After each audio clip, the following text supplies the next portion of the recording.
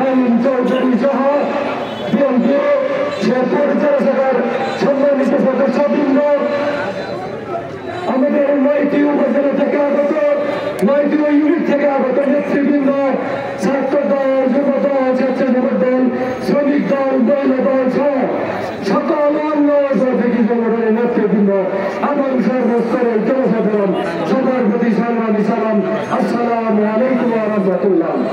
আজকে আমরা শুধু একটি কথাই বলতে চাই, আমরা অতীতে বিএনপির অনেক কমিটি গিয়েছে, সেই কমিটিগুলোতেও অনেক আমার মতো অনেক নেতা কর্মী বঞ্চিত হয়েছে।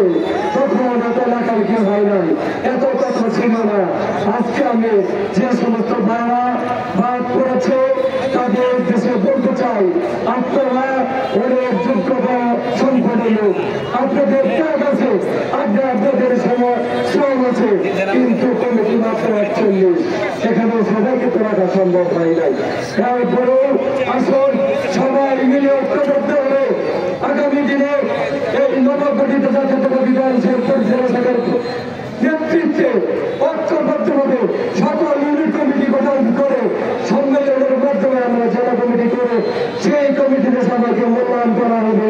আমার সিনিয়র নেতৃবৃন্দদের দৃষ্টি আকর্ষণ করে সবার সুস্বাস্থ্য কামনা করে আমি আমার কথা শেষ করছি। বাংলাদেশ জিন্দাবাদ, বাংলাদেশ জাতীয়তাবাদী জিন্দাবাদ, শহীদ জিয়াউর রহমান, খালেদা জিয়া জিন্দাবাদ, তারুণ্য রাঙ্গার